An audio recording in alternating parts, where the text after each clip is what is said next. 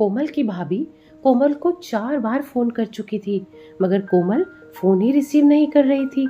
बाद में जब कोमल किचन से बाहर आई तो उसने देखा कि उसकी भाभी के 4 मिस कॉल्स हैं लगातार। ये देखकर वो घबरा गई, क्योंकि उसकी भाभी को पता होता है कि अगर कोमल 2 बार में फोन नहीं उठाती है तो इसका मतलब यही है कि वो अपने काम में व्यस्त है या फिर वो फोन से दूर है। अब कोमल का मन घबरा रहा था, क्योंकि भाभी के 4 फोन लगातार आने से उसे टेंशन हो गई थी, क्योंकि कोमल की मम्मी की तबीयत इन दिनों ठीक नहीं चल रही थी। अभी 2 दिन पहले ही कोमल अपनी मम्मी से अपने मायके में मिलकर आई थी। फिर भी कोमल ने हिम्मत करते हुए अपनी भाभी को फोन लगाया, और फोन जैसे ही भाभी ने उठाया तो भाभी ने कोमल को रोते हुए कहा, दीदी, मम्मी जी हमें छोड़कर चली गई हैं। रात को अच्छे से सोई थी। सुबह आपके भैया और मैंने खूब उठाने की कोशिश की, मगर वो नहीं उठी। तब हमने डॉक्टर को बुलाया, फिर उन्होंने बताया कि मम्मी जी अब नहीं रही। दीदी, आप जल्दी से घर आ जाओ। इतना सुनते ही कोमल की आंखों से आंसू बहने लगे। उसके पापा तो पहले ही उसे छोड़कर जा चुके थे, और अब उसकी माँ भी नहीं रही। कोमल तो बिल्कुल बेहाल हो चुकी थी। अब कोमल ने रोते रोते ये बात अंकित यानी अपने पति को बताई, तो अंकित ने उसे संभाला और उसे जल्दी से कार में बिठाकर उसके मायके ले गया। कोमल जैसे ही अपने घर पहुंची तो अपनी माँ के शरीर को देखकर उनसे लिपट गई और वो खूब रोई। आखिर में अंकित ने उसे किसी तरह से समझाया और माँ का अंतिम संस्कार किया गया। सारे विधि विधान होने के बाद भी कोमल की रुलाई रुक ही नहीं रही थी। उसे अपनी माँ की बहुत याद आ रही थी। तब कोमल की मौसी ने उसके आंसू पोंछे और उसे संभाला और कहा, कोमल बेटा, ऐसे दुखी मत हो। दीदी नहीं रही तो क्या हुआ, मैं हूं ना तेरी मौसी। मेरा घर भी तेरा मायका ही है। तेरा जब मन करे तब आ जाना अपनी मौसी के पास। वैसे कहते भी है ना कि मौसी मतलब माँ जैसी। कोमल, मैं तेरा दर्द समझ सकती हूँ, क्योंकि तेरे पापा तो पहले ही तुझे छोड़कर जा चुके हैं और आज दीदी भी चली गई। कहते हैं ना कि माँ के जाने के बाद तो लड़कियों का मायका ही छूट जाता है। ये भाभियां तो बस दुनिया को दिखाने के लिए नाम का रिश्ता होता है, क्योंकि मायका तो सिर्फ माँ से होता है।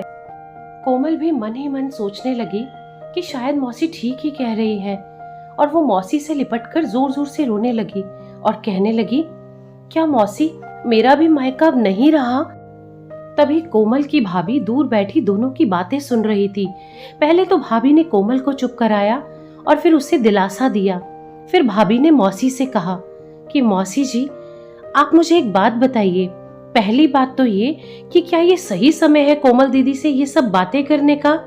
और दूसरा, मुझे लगता है कि शायद आपके साथ या आपकी जिंदगी में ऐसा कुछ जरूर हुआ होगा जो आपको ऐसा लग रहा है कि मायका सिर्फ माँ से होता है, भाभियों से नहीं। मतलब कि भाभियां चाहे अपने परिवार, रिश्तेदारों और ननद के लिए कुछ भी कर ले, कितना भी अपना प्यार उड़ेल दे, उनकी वैल्यू कभी नहीं बनेगी। यानी कि आज तक हमने कोमल दीदी को जो प्यार, जो सम्मान दिया, जो अपनापन दिया, उसकी वैल्यू क्या तभी तक थी जब तक माँ जिंदा थी? और माँ जी के जाते ही क्या मेरे वो प्यार, मेरे सम्मान की कोई कीमत नहीं रही? इतने सालों से, जब से मैं इस घर में आई हूँ, कोमल दीदी को मैंने कभी भी अपनी ननद नहीं समझा, बल्कि बड़ी बहन की तरह ही हमेशा उनको दिल से प्यार किया और उनका आदर सत्कार किया।